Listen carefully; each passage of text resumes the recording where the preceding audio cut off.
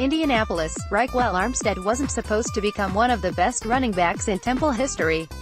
No one told him. At the NFL Combine this week, Armstead thought back to his first training camp at Temple in 2015. The Millville, New Jersey, native reckons he was about 7th on the depth chart upon his arrival. He even came in the same class as four-star recruit T.J. Simmons. It didn't matter. I was breaking 40-yard runs every day at practice, Armstead said.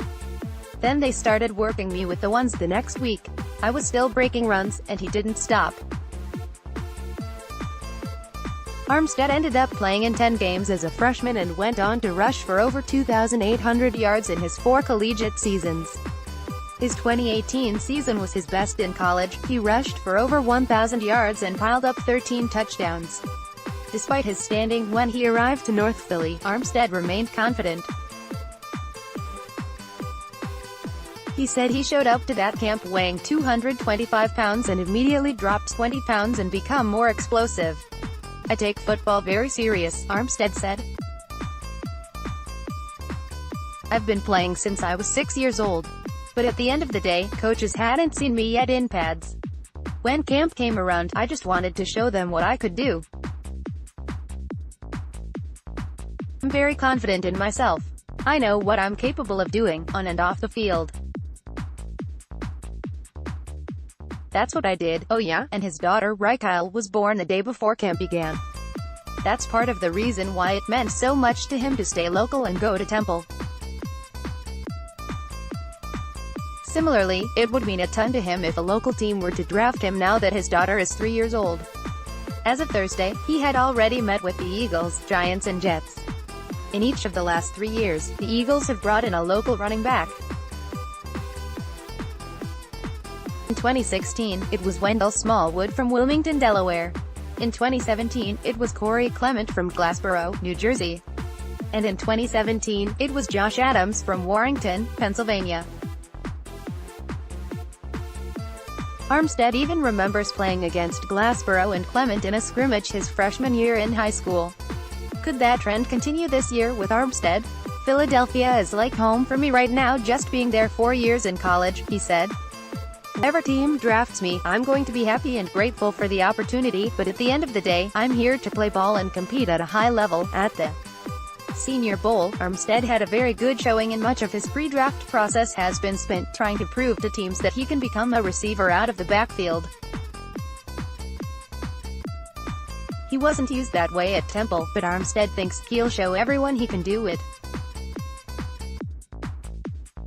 And his 4.46 time in the 40-yard dash should help his stock too. Armstead's college career came on the tails of an impressive football and track career at Millville High School. He was a standout football player and was a 3-time all-conference track star.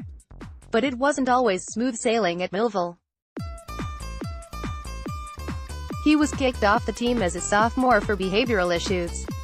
In 2014, his high school coach Jason Durham told the Daily Journal in Vineland that it was a culmination of little things that led to his dismissal from the team. I stayed true to myself. I know what I'm capable of doing, Armstead said on Thursday. Things just didn't work out that year. I took track serious and I came back the next year and had a hell of a junior year. He did have a hell of a junior year and senior year too. And then he worked his way from 7th on the depth chart into a likely draft pick in April. Next stop is the NFL. Click here to download the My Teams app by NBC Sports. Receive comprehensive coverage of your teams and stream the Flyers, Sixers and Phillies games easily on your device. More on the Eagles Indianapolis. Not only is Jason Kelce not retiring, he's sticking around even longer.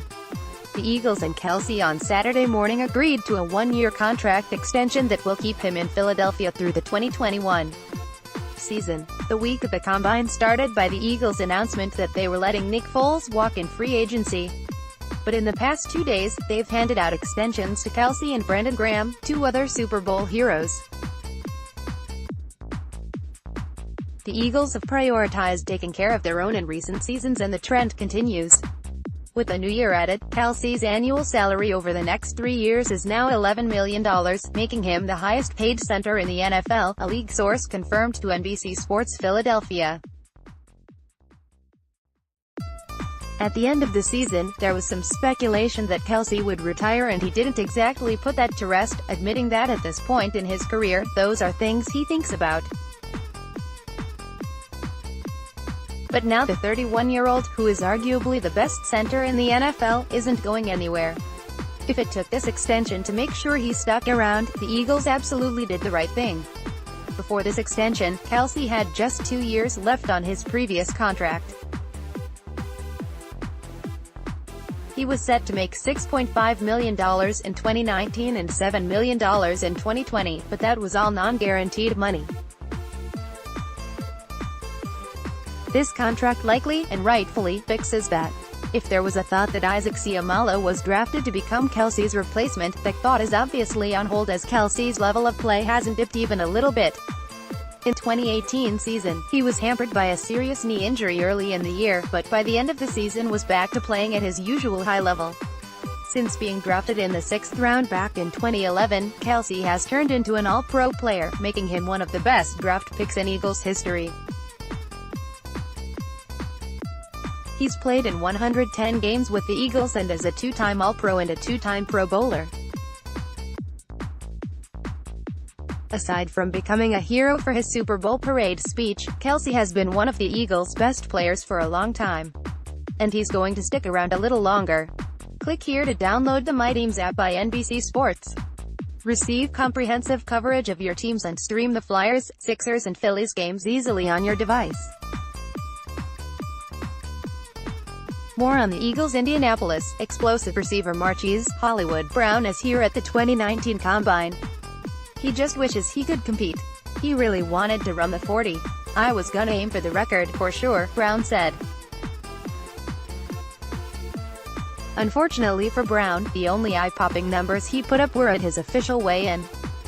He measured in at 5'10", 166 pounds. To put that into perspective, the last player to weigh in under 170 pounds at the Combine was Eagles kicker Jock Elliott, who was actually 1 pound heavier, 167, in 2017. But Brown, who is recovering from a Lisfranc surgery on his foot in January, said he isn't worried about his weight. And for a speed guy, maybe it isn't the biggest of deals. After all, the player Brown has been compared to most frequently, Deshaun Jackson, was just 169 pounds at the 2008 Combine. Brown seems to have a special appreciation for smaller in stature receivers like Jackson and Brandon Cooks, not to mention his cousin Antonio Brown. He grew up watching the Eagles when Michael Vick was connecting to Deshaun. "They're undersized guys and they're out there making impacts," Brown said. "And it just so happens the Eagles could certainly use a deep threat for next season. It would make plenty of sense if he's on the Eagles' radar." It's not very hard to see why Brown is so commonly compared to Jackson. In his 2 years at Oklahoma after transferring from a JUCO school, Brown put up impressive numbers, 2,413 yards and 17 touchdowns, while averaging 18.3 yards per catch.